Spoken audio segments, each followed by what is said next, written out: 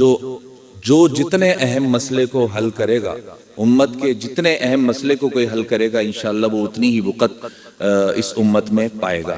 لہٰذا اس پر غور و فکر کریں کہ امت کو کون کون سے مسائل درپیش ہیں اور ہم ان کو کس طرح سے حل کر سکتے ہیں۔ میں اپنے معزز مہمان ڈاکٹر سلمان صاحب سے درخواست کروں گا وہ بھی تشریف لائیں، اسی طرح طلباء کے بارے میں جو گفتگو فرمانا چاہیں، حوصلہ افزائی کے چند کلمات اور جملے۔ اعوذ باللہ من الشیطان الرجیم، بسم اللہ الرحمن الرحیم۔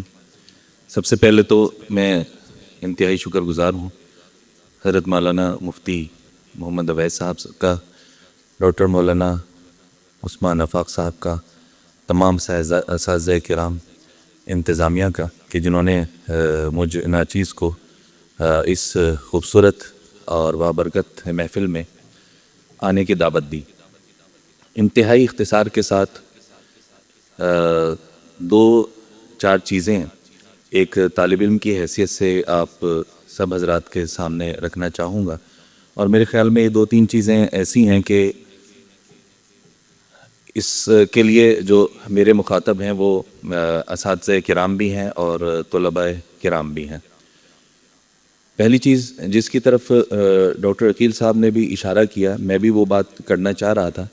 میں وہ فہرست دیکھ رہا تھا کہ جس میں اس پروگرام سے متعلق چیزیں درج تھیں کہ کس کس چیز کے مقابلے یا جو پریزنٹیشنز ہیں وہ یہاں پہ ہوں گی، تو اس میں ماشاءاللہ بہت ہی خوبصورت ایک واقعتاً جو ایک گلدستہ ہے وہ نظر آیا، جس میں قرآن، حدیث اور پھر اسی سے متعلق جو دوسری چیزیں ہیں، پھر اس میں سپورٹس، رفاع عامہ، یہ ساری چیزیں مجھے نظر آئیں۔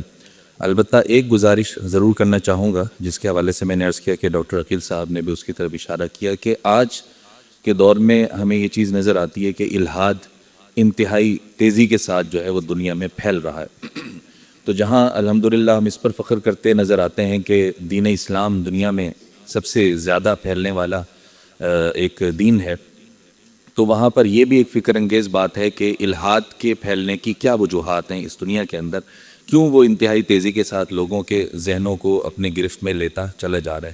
تو اس لیے میں گزارش کروں گا اگر مناسب سمجھیں تو اگلا جو انشاءاللہ وہ ہوگا یا نیکسٹ جو آپ کی جو بھی اسٹریٹجی ہوگی تو اس میں الحاد سے متعلق ضرور طلباء کی پڑھایا بھی جائے اور اس میں اس حوالے سے یہاں پر بھی کوئی اس طرح کا انعقاد ہو جائے۔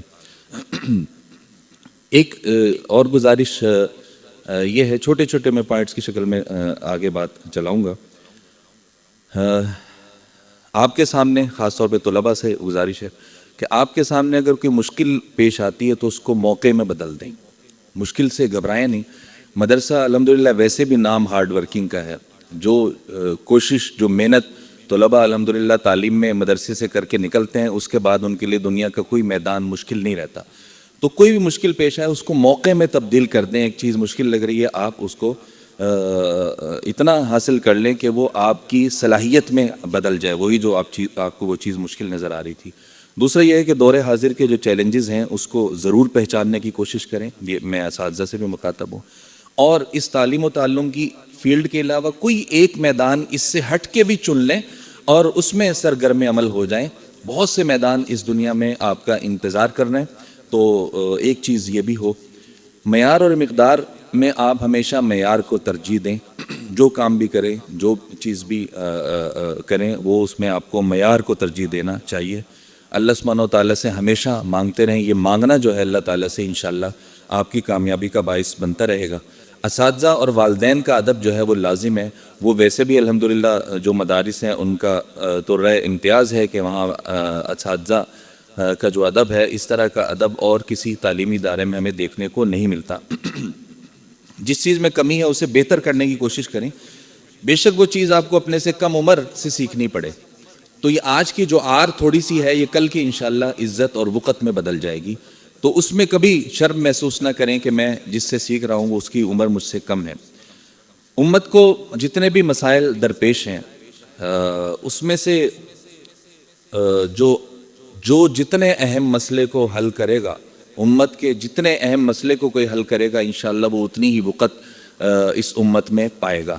لہٰذا اس پر غور و فکر کریں کہ امت کو کون کون سے مسائل درپیش ہیں اور ہم ان کو کس طرح سے حل کر سکتے ہیں. اور آخری بات کر کے ختم کرتا ہوں کہ اس وقت دنیا میں ایسے بہت سے لوگ آپ کو نظر آ جائیں گے موٹیویشنل سپیکرز کے نام سے اور اس عنوان سے، جو اس چیز یہ باتیں کرتے نظر آتے ہیں کہ تعلیم کی کوئی اہمیت نہیں، اس کی وقت نہیں ہے، آپ فلاں کام کر لیں فلاں کام کر لیں تو بس آپ کامیاب ہیں.